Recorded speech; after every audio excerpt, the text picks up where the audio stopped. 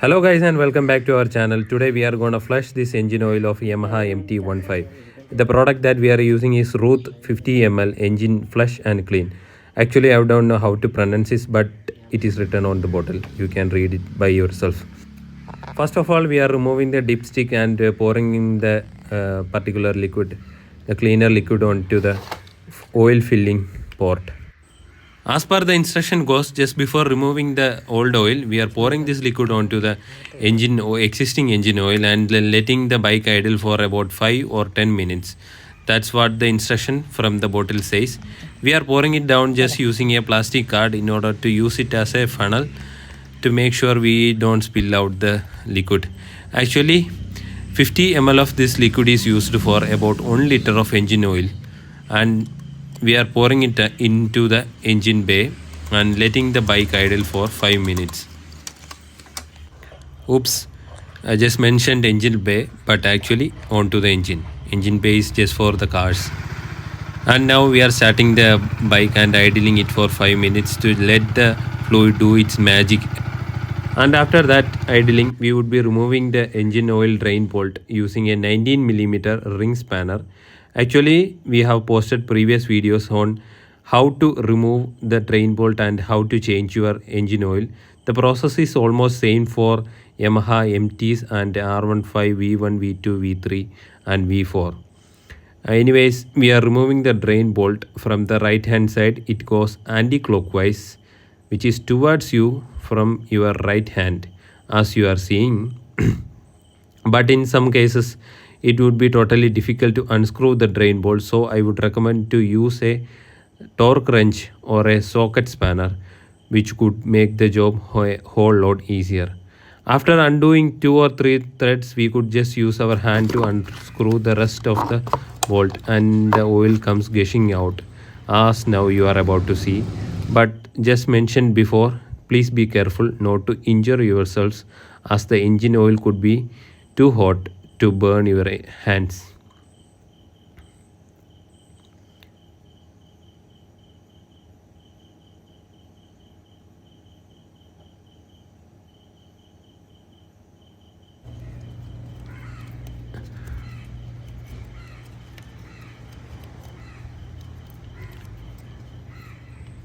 And now obviously please don't forget to keep a pan and beneath it, so that you don't get your oil spilled over on your floor.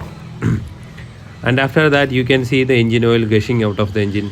This is why I have told you to keep the engine cool enough so that the engine oil won't harm your hand. Now we would be removing the dipstick in order to make the pressure even inside the engine, so as the engine oil drips out more faster and easier. Usually this process is done within about 2 or 3 minutes, but we would let it sit around 10 minutes so as to make sure each and every single drop from the engine is drained out. Now we are using an 8mm T-spanner to remove the 3 bolts that are holding the oil filter cover.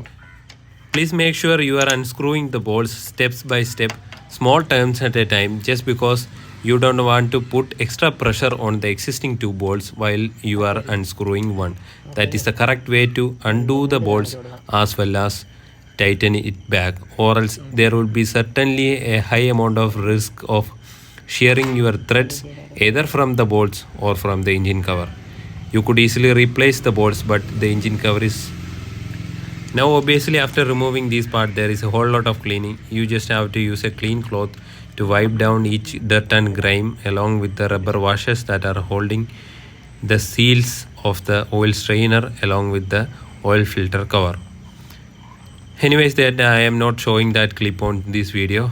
Now it is time to put back the oil strainer. This is how it goes, and certainly I would recommend you to replace these O-rings, rubber O-rings, just before putting it back on each and every oil change, just as to make sure the seals are perfect and tight. This is how it goes just beneath the engine.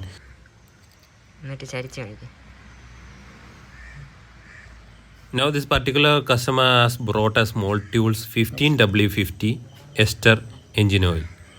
Actually, if the budget allows, I would certainly recommend you to buy Multitools 300B ester core engine oil for your sport bikes, which is worth the spend. You would certainly be able to find the difference from using a normal oil and a fully synthetic oil, especially from Motul. Just because I have used Motul, I am recommending Motul for you. And anyways, before putting back the oil filter, we are making it wet with the fresh oil in order to make the filtration process much more efficient. Now we are lubing the O-rings of the filter cap just as to make sure we don't get any oil leaks from the filter. Nicely evening it out. Just as we mentioned, it is very important to make sure we are tightening it on the proper torque along with the proper step-by-step method. Aligning it to the engine cover and gently tightening it back one by one, step by step. That is really important, especially with this oil filter cap. Just because I had a very bad experience with my bike. While I was tightening, I shredded two of the threads from one of the bolt.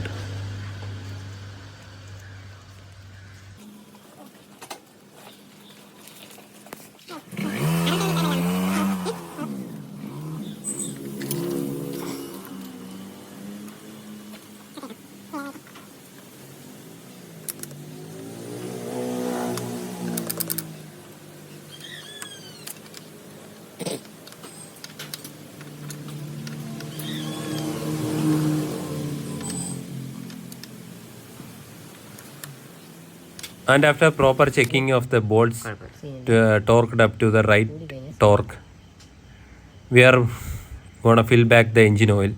This Yamaha MT5 uses about 850 ml of oil.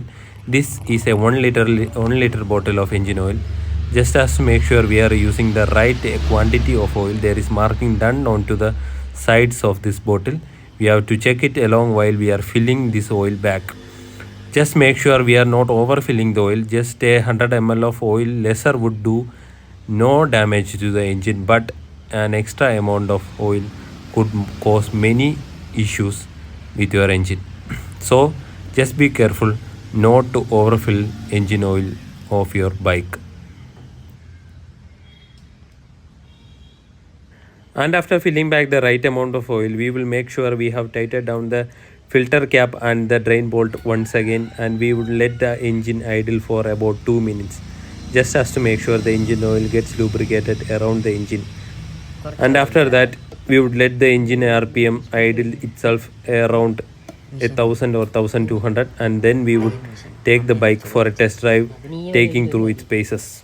I certainly hope this video was informative. So if so, please do support us and let us reach more friends just like you. Thank you.